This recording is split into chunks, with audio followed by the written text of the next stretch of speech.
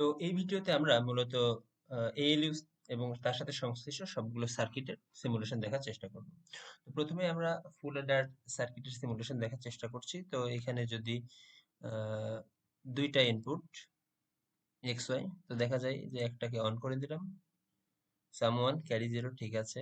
দুইটাই যদি অন করি, সাম জিরো ক্যারি ওয়ান।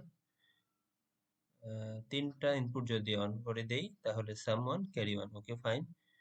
দেন দুইটা যদি ইনপুট অন করি, পুনরায় সাম জিরো ক্যারি ওয়ান। সুতরাং সার্কিটটি সঠিকভাবে কাজ করছে।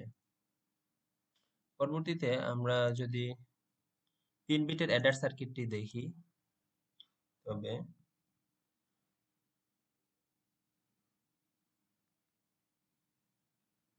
এখানে একটা ইনপুট এ 3 বিট বিশিষ্ট। আমরা এটিকে 2 দিলাম, বি এটিকে 4 দিলাম। তো স্বাভাবিকভাবে 2 আর 4 এর যোগফল 6 হওয়ার কথা, আমরা দেখতে পাচ্ছি রেজাল্টে 6 এসেছে।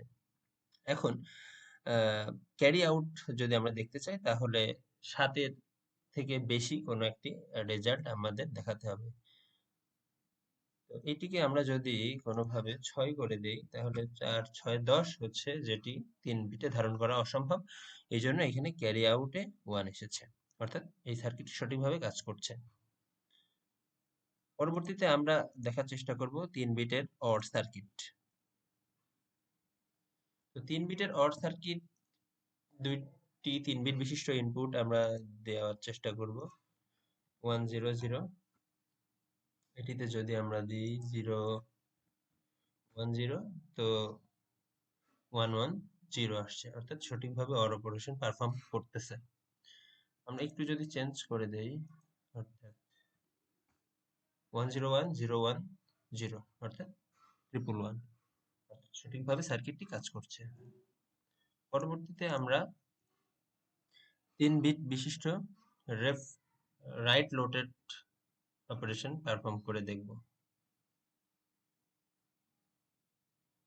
এখানে 3 বিট বিশিষ্ট একটি ইনপুট নিচ্ছি আমরা, 1 1 0।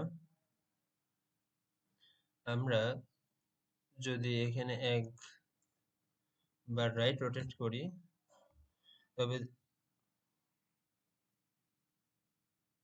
দুঃখিত, এটি ROL অর্থাৎ রোটেট লেফট বোঝানো হচ্ছে।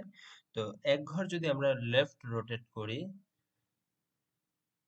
তবে 101 আসার কথা। তো দেখি আমরা সঠিকটি আসলে রেজাল্টে পাওয়া যাচ্ছে। আমরা যদি এটিকে 2 ঘর লেফটে রোটেট করি, তাহলে 011 আসা উচিত, কিন্তু রেজাল্টে দেখা যাচ্ছে 011, অর্থাৎ সঠিকভাবে সার্কিটটি কাজ করছে। পরবর্তীতে আমরা 3 বিটের যে ফাইনাল এএলইউ সার্কিট, সেটি দেখার চেষ্টা করব। তো এখানে আমরা মূলত 0 0 দ্বারা অ্যাড অপারেশন, 0 1 দ্বারা অর অপারেশন এবং 1 0 দ্বারা রোটেট লেফট অপারেশনকে ডিফাইন করেছি। তো আমরা যদি দেখি 0 0ই রাখি এবং একটি ইনপুটকে আমরা 6 করি এবং অপরটিকে যদি 1 করি, দেখতে পাচ্ছি যে 7 আমরা রেজাল্টে পেয়েছি। অ্যাড অপারেশন পারফর্ম হয়েছে, সঠিকভাবে সার্কিটটি কাজ করলো। এখন আমরা যদি 0 1 করি সিলেকশন লাইনে, অর্থাৎ এটি এখন অর এর কাজ করবে। তো দেখতে পাচ্ছি যে 1 1 0 এবং 0 0 1 এর অর অপারেশন করলে 3টা 1 আসার কথা এবং সঠিকভাবে সেটি দিচ্ছে। এখন আমরা 0 1 এর স্থলে 1 0 করে দেব। তখন এই এএলইউ সার্কিটটি ROL অর্থাৎ রোটেট লেফট হিসেবে কাজ করার কথা।